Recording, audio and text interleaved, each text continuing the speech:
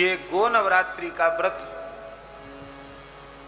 कार्तिक शुक्ल प्रतिपदा से अक्षय नवमी तक होता है और जिस समय भगवान श्री कृष्ण ने इंद्र का यज्ञ रुकवा करके श्री गिरिराज जी का पूजन कराया,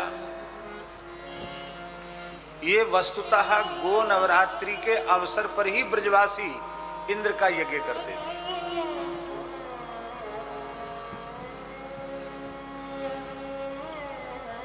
कार्तिक शुक्ल प्रतिपदा से नवमी तक ही गो यज्ञ करते थे ब्रजवासी,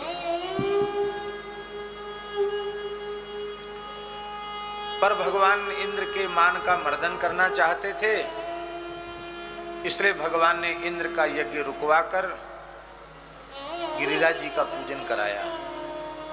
और ये गिरिराज जी का पूजन केवल पूजन नहीं था, ये गो यज्ञ था। राधा प्रिय जी श्रीमद् भागवत के मूल में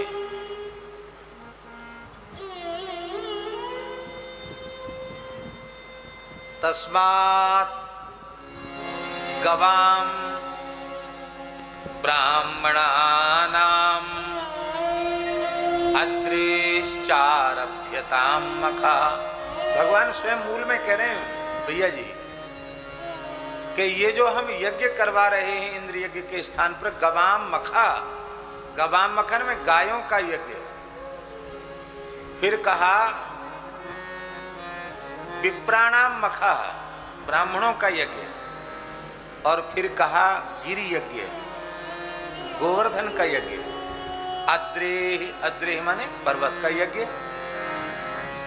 तस्मात् गवाम ब्राह्मणानाम अद्रेह चारभ्यताम मखा। गो यज्ञ, ब्राह्मण यज्ञ, श्री गिरिराज यज्ञ। पर पहले गो शब्द को भगवान श्री कृष्ण ने उच्चारित किया, इसका मतलब है प्रधान रूप में वह गो यज्ञ ही था, सुरभि यज्ञ ही था, और उसमें ब्राह्मणों की पूजा और श्री गिरिराज जी की पूजा होनी थी।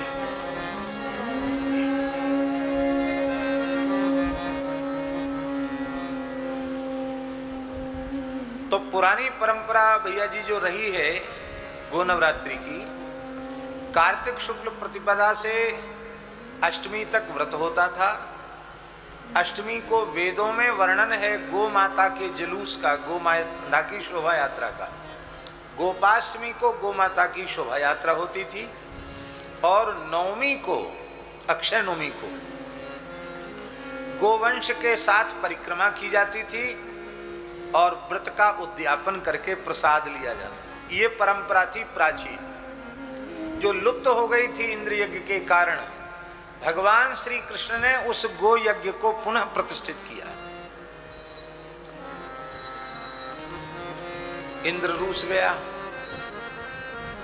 इंद्र ने पानी बरसाना शुरू कर दिया, सांवर्तक मेघों को आज्ञा दे दी, तो 7 दिन 7 रात्रि तक पानी बरसा। तो कार्तिक शुक्ला प्रतिपदा से सप्तमी तक तो ये हो गया, फिर बादल खुल गए तो गोपाष्टमी को ठाकुर जी ने गोपूजन किया,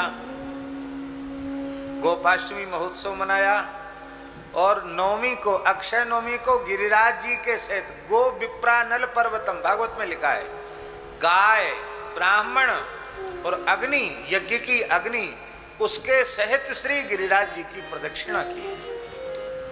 और इस तरह से बीच में 7 दिन इंद्र ने यज्ञ में बाधा पैदा कर दी। तो प्रतिपदा को तो आरंभ हुआ था और अष्टमी नवमी को करके भगवान ने गो नवरात्रि पूर्ण किया। अब आगे चलकर ऐसा हो गया कि गो नवरात्रि फिर लोग भूल गए और वो सिमट कर 2 दिनों में रह गया।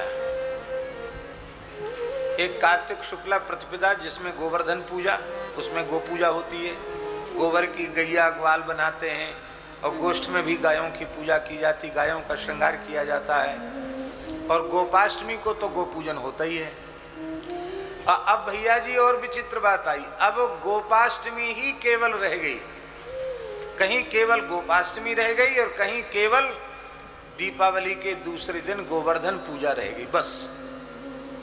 इसलिए वर्तमान समय में पुनः सभी भारतीयों के मन में, सनातनियों के मन में गोभक्ति की पुनः प्रतिष्ठा हो, इसके लिए हर गौशाला में, हर गोष्ठ में, हर आस्तिक सनातन धर्मी को 9 दिन गो नवरात्रि के रूप में मनाना चाहिए और गो माता की भक्ति में अपने आप को समर्पित करते हुए गो महिमा के माध्यम से सबके हृदय में गो भक्ति को प्रतिष्ठित करना चाहिए।